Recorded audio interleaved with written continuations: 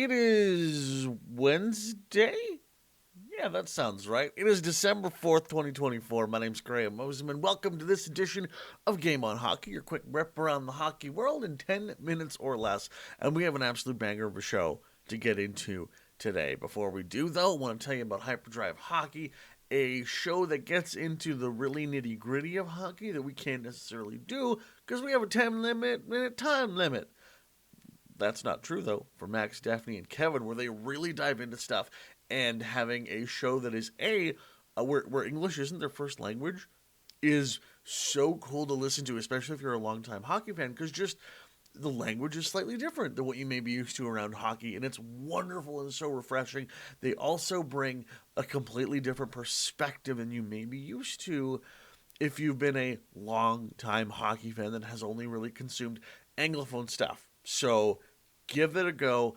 They have a new episode that came out yesterday. It's wonderful. Go give it a listen.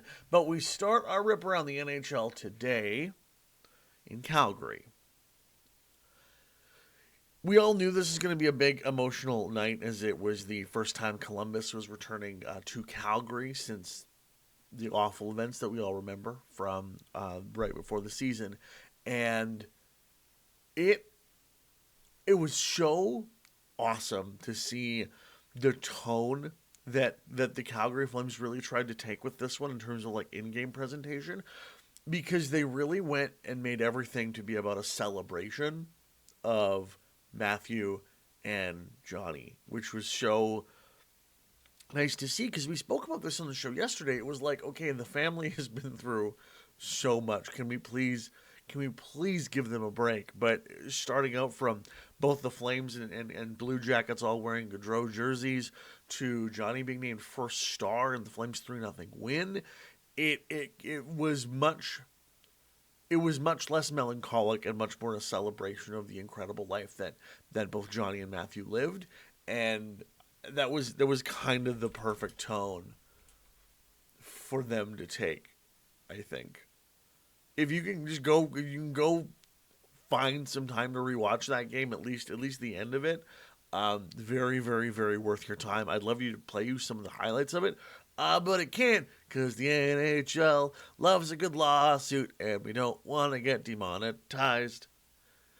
Anyway, hats off Calgary. You really did a good one. From one big Canadian hockey story to another,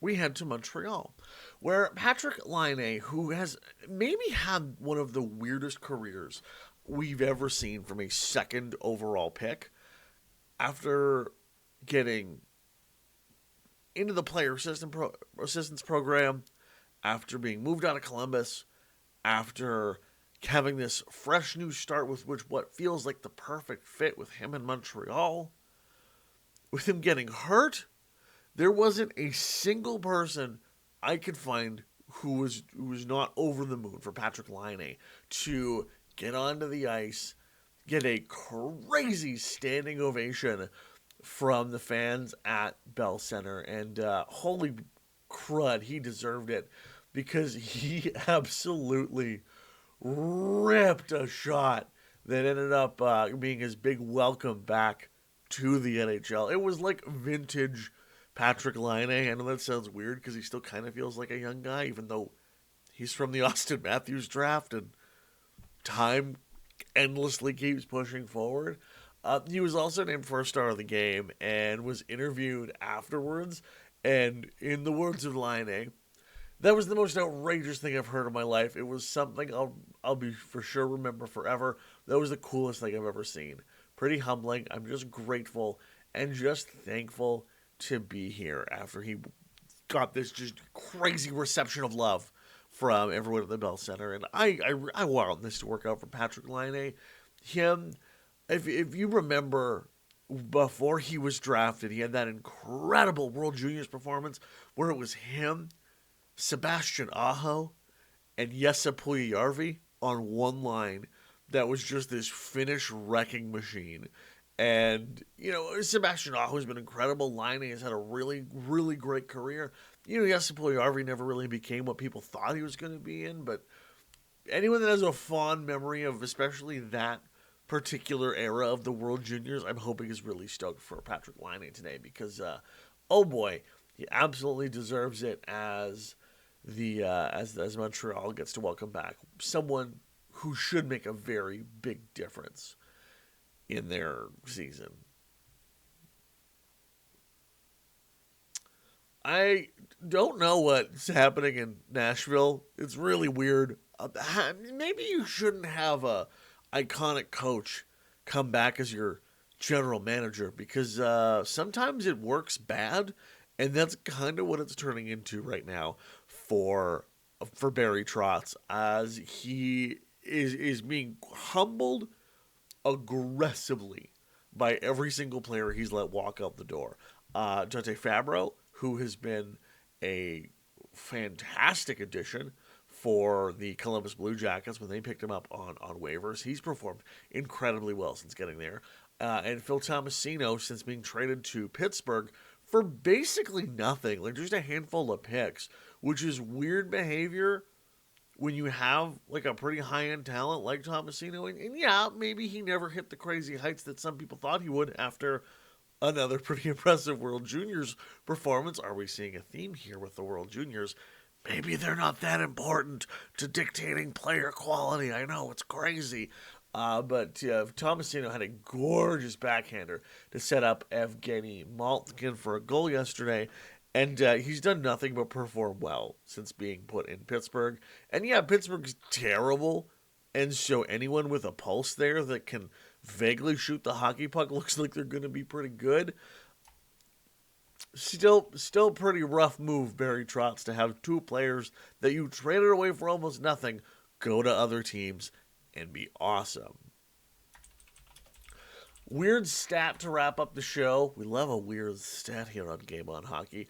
The Oilers and Vegas Golden Knights, for the first time since 1944, played in a game that had a shutout, a single goal scored, and 0 penalty minutes.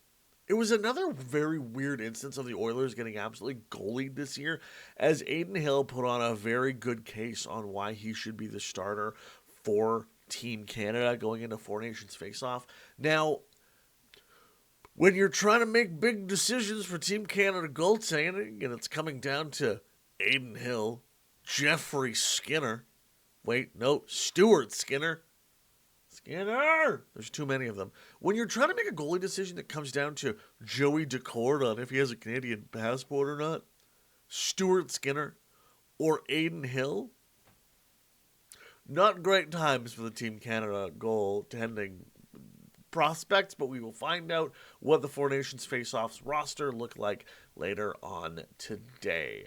Coming up this evening, quiet night across the NHL with only 4 games. Always we have the Ducks and Golden Knights, Stars and Kings, Bruins and Blackhawks. And the only game over show you can find will be the Predators and the Maple Leafs. That game getting underway at 5:30 Mountain Time. That'll do it for this little program. Your 10-minute rip around the world of hockey. Have a wonderful day. I'm Graham Mosimann. If you really liked this show, leave a review. If you sort of liked it, maybe give it a like. If you didn't like it at all, still please leave a review. So we can make it better because we're just a little company. We're just a bunch of little guys trying to make cool hockey stuff. And thank you for giving us a listen. And we will talk to you tomorrow for the next edition of Game On Hockey, a presentation of the Game Over Network.